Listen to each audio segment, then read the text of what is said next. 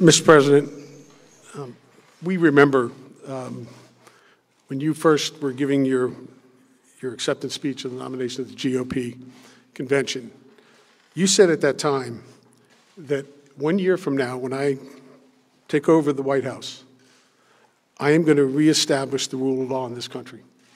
And you've done that, Mr. President. We thank you for that. Thank you. Very, very much. Thank you.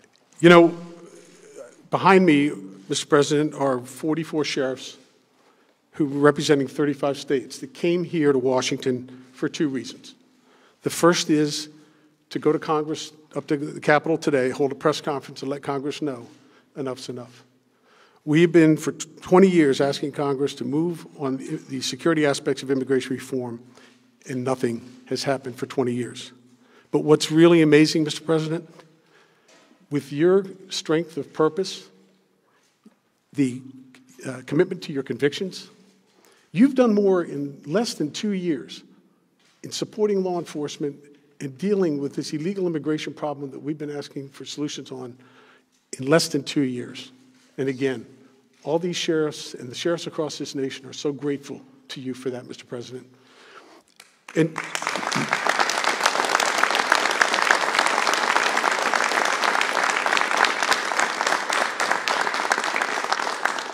like so many of the promises that you made, you have come through, and the energy that you've put behind law enforcement in supporting us on our partnerships with 287G, going after MS-13 and getting them out of our neighborhoods, to building the wall, Mr. President,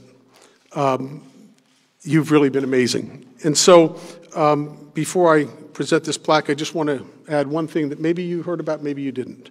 But when we were on the Hill today, we announced that the National Sheriff's Association has done a crowdfunding page to raise money and mobilize the citizens of this nation to get behind you, to get behind the sheriffs, to build this wall. So in having said that, I would like to present this to you, Mr. President, because it's not surprising for any of the sheriffs who are here that shortly after you took office, people started saying, the citizens and members of the media saying, there's a new sheriff in town. And that's an endearing statement, and all these sheriffs know it. Because what it denotes is that there are problems, and somebody is coming in that's going to be able to fix those problems. You've done that, Mr. President. We can't thank you enough for your support. You said you have our back, and the sheriffs across this nation have yours. And God bless you, and thank you, Mr. President. Very much.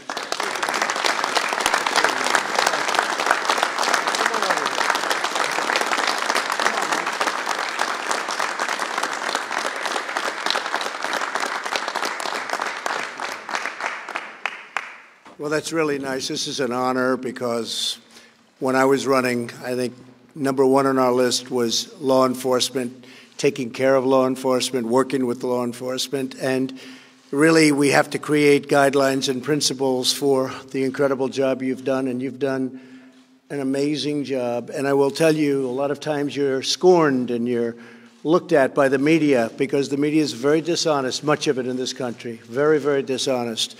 And the job that you've done in light of all of the things that you have to go through, I guess a little bit like me also, but I will say that you have been really outstanding, incredible people. Crime statistics are down. We're really doing well, other than you take a couple of places on a nation where they have different policies than what we would put, and you know where I'm talking about. But there are a couple of places they don't believe in what we believe.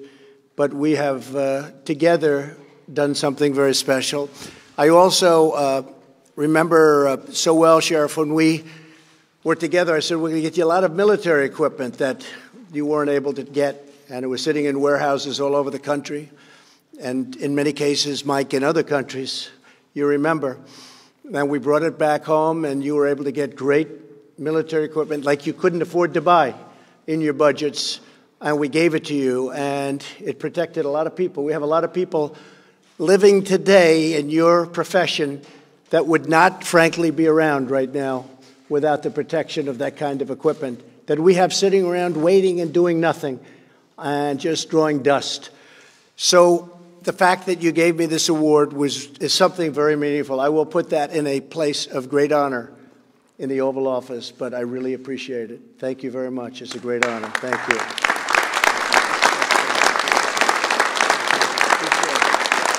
Thank you all.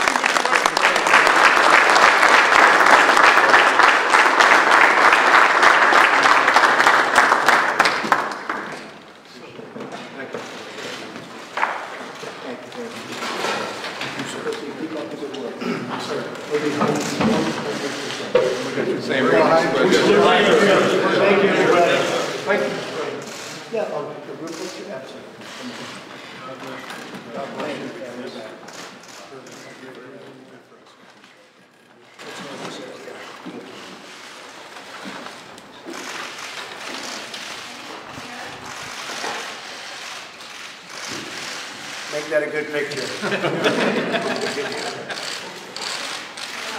I want to get it done. Thank you. Thank you. Thank you, Mr. President. We support you, sir.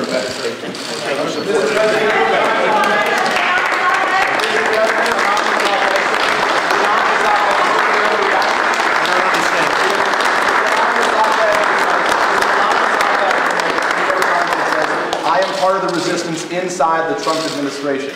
Hey, I asked the sheriffs, can you imagine this? We have somebody in what I call the failing New York Times that's talking about he's part of the resistance within the Trump administration. This is what we have to deal with. And, you know, the dishonest media, because you people deal with it as well as I do. But it's really a disgrace. I will say this. Nobody has done what this administration's done in terms of getting things passed and getting things through.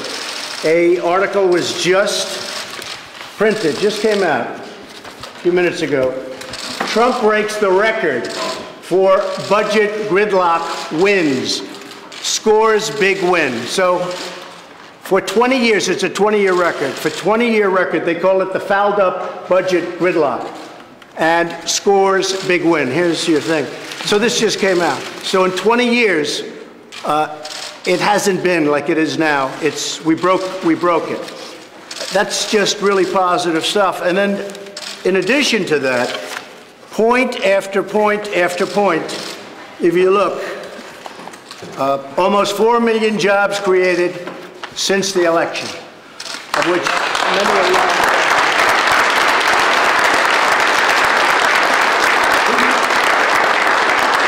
More Americans now employed than ever recorded in our history. So we have more people working today than at any point ever in our history.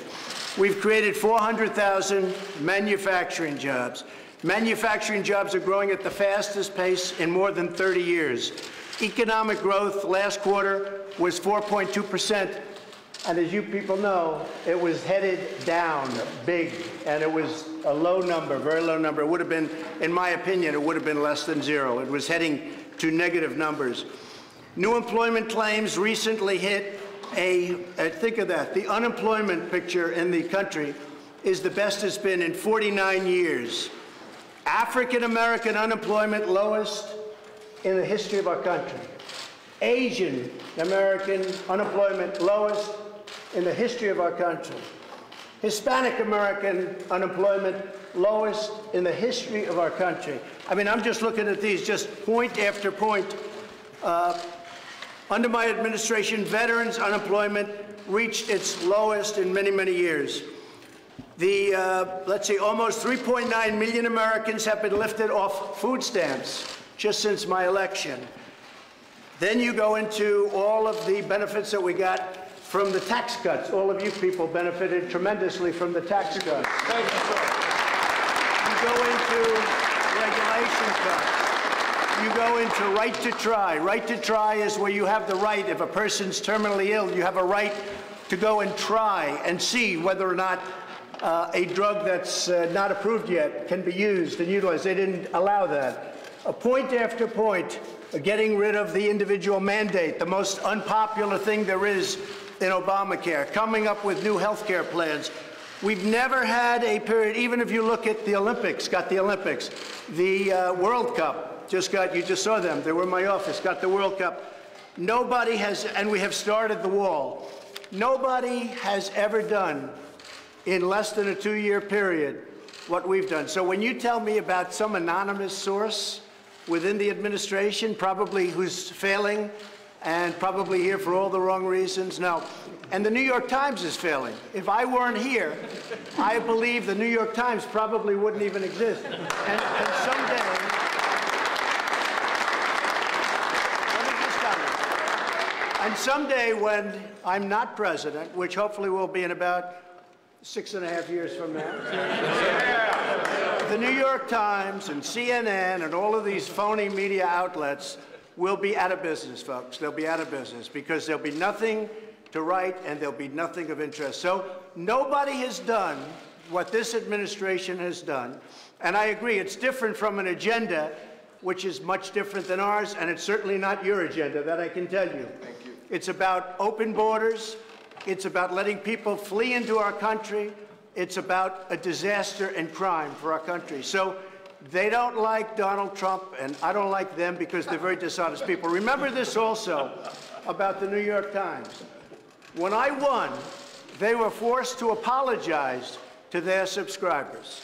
They wrote a letter of apology. It was the first time anybody's ever done it because they covered the election incorrectly. So if the failing New York Times has an anonymous editorial, can you believe it? Anonymous, meaning gutless, a gutless editorial. We're doing a great job. The poll numbers are through the roof. Our poll numbers are great. And guess what? Nobody is going to come close to beating me in 2020 because of what we've done. We've done more than anybody ever thought possible in, it's not even 2 years. So thank you very much. Appreciate it.